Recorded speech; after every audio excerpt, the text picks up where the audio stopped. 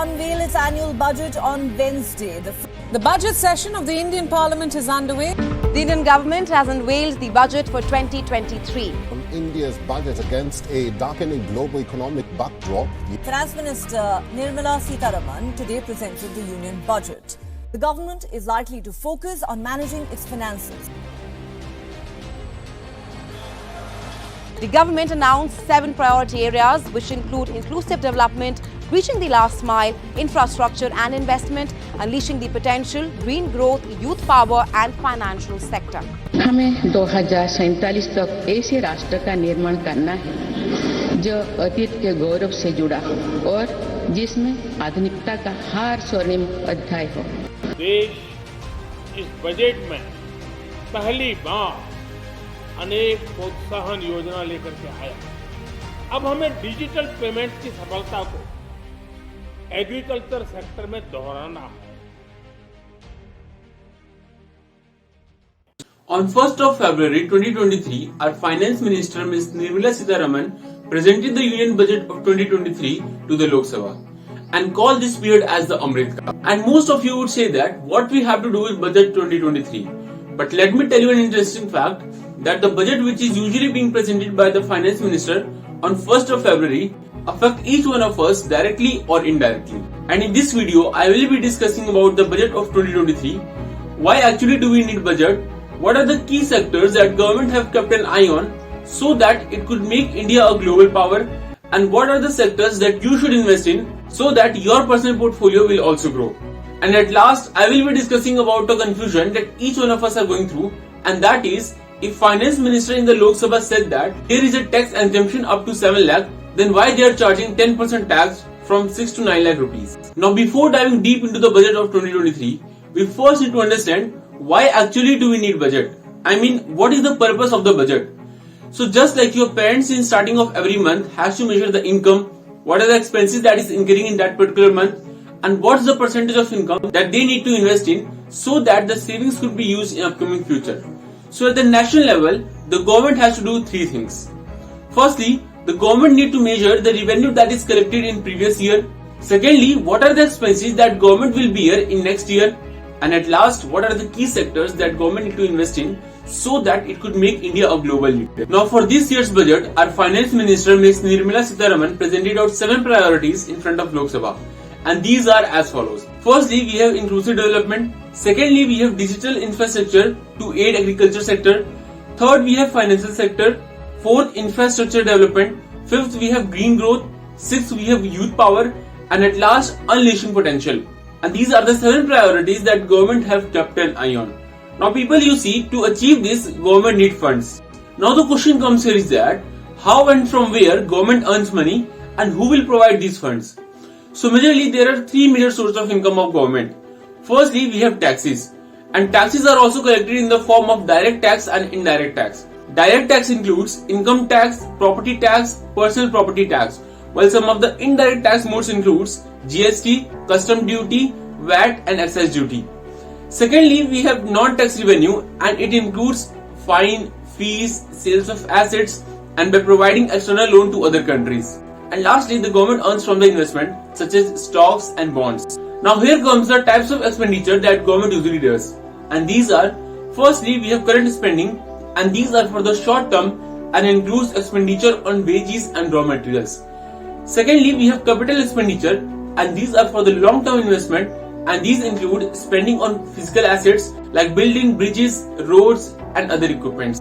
And from here comes the first key focus area of the government of budget 2023. And this is reduction of fiscal deficit or fiscal consolidation. Now understand very carefully, when the government expenditure is more as compared to government earning, then fiscal deficit arises. And this is what, ladies and gentlemen, government is working very hard to reduce that. Now the question comes here is that, from where does the government get the rest of the money? And here comes the role of the international institutions like IMF and World Bank. If you look at the data, then the amount of revenue collected by the government in 2023 was Rs 22,83,713 crore and the expenditure is 39,44,909 crore. And the fiscal deficit is nothing, guys, it is just the difference between revenue and expenditure. And so we have a fiscal deficit of Rs 16,16,196 crore. And for better comparison, we talk about fiscal deficit as percentage of GDP. And this makes 6.4% of GDP. And you know what guys? During the COVID-19, India recorded a fiscal deficit of 9.3% of GDP in 2020-21 and it has already decreased, and Finance Minister claims that the government is targeting to bring down the fiscal deficit at 5.9% of the GDP. But how can this be possible? Now let's understand this through an example. Suppose you are running a company and you are running in losses and you need to make profit in your business. Now to make this happen, there are only two ways you can do so. Firstly, you will try to increase your revenue per month, or secondly, you will start cutting down on your cost. Similarly, to reduce fiscal deficit, the government needs to increase their revenue or lower their expenditure. So I googled it and I had gone through whole speech of Finance Minister Ms. Nirmala Sitharaman, and what I observed that in this budget there were budget cuts in several areas and government have taken major steps towards fiscal consolidation. And as I have told you earlier that this could only be possible either government increase their capital expenditure or they should cut down on subsidies that government is spending. Now you may ask, what do I mean by capital expenditure? So it simply means that the amount of money that is spent by the government that creates value in the long run. For example, buying physical assets or spending on the physical assets like building, bridges, roads and so on. Basically things that create value in the long run. And it includes those projects which creates more jobs, raise productivity and improve connectivity. But how does it affect us? Now for example, if the government is spending money to improve highway for better connectivity, this will help to improve the transportation. And now suppose it took you 12 hours to reach from point A to point B. Now with better connectivity, it will take only 7 to 8 hours to cover the same distance. Now if I tell you the amount of capital that government have invested in it, it will blow your mind. The capital investment outlay is being increased steeply for the third year in a row by 33% to 10 lakh crores.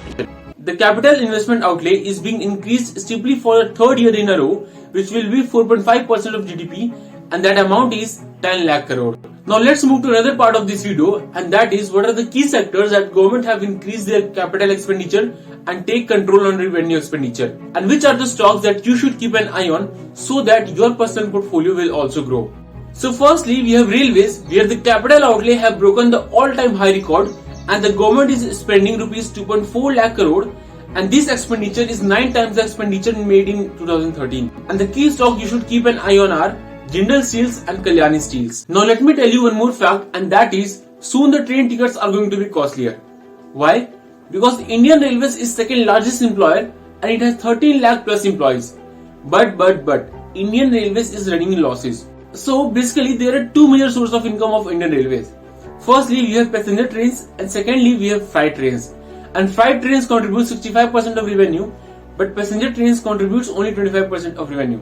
On top of it, Indian Railways does not earn anything from passenger trains, and almost all the profit comes from the freight trains. And to tackle this loss, Indian Railways is privatizing some of its trains, which is much likely to increase the price of the train tickets. Now let's get back to a topic, and that is where the government have increased their capital expenditure and reduced their revenue expenditure. And secondly, we have logistics sector, where the government is investing rupees 75,000 crore on 100 critical transport infrastructure project. And so the key stock you should keep an eye on are Aegis Logistics and Blue Dart Logistics. Thirdly, we have e-courts, and for efficient administration of justice, e-court project will be launched with an outlay of rupees 7,000 crore.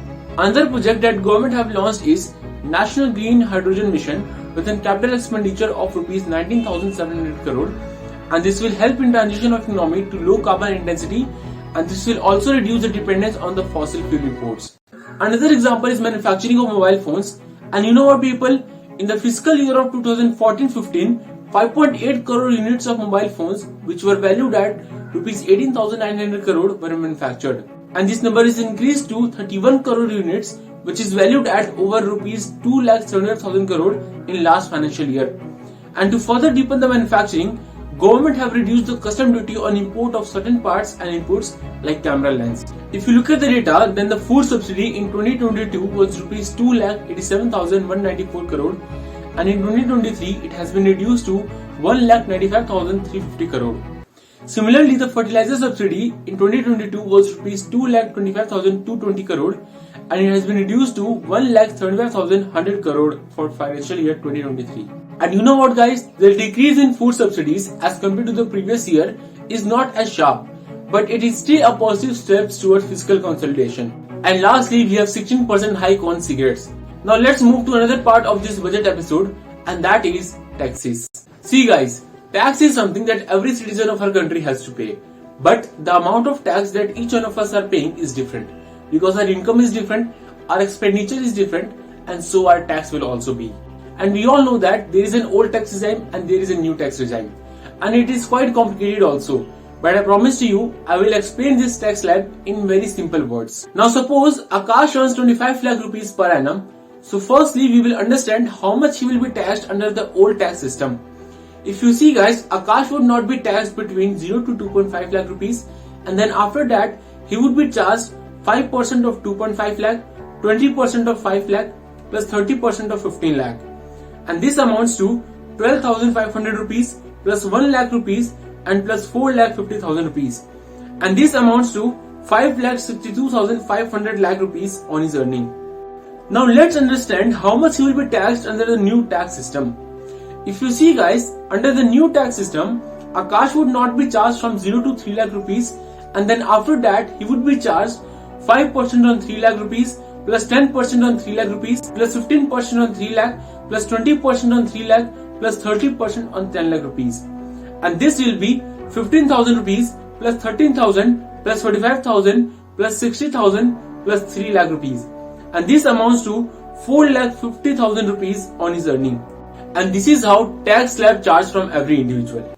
But now there is the biggest confusion of budget 2023, and that is, if you see guys, on 1st of February 2023, our finance minister Mrs. Nirmala Sitharaman announced that currently with those income up to 5 lakh rupees do not pay any tax in both old and new tax regime.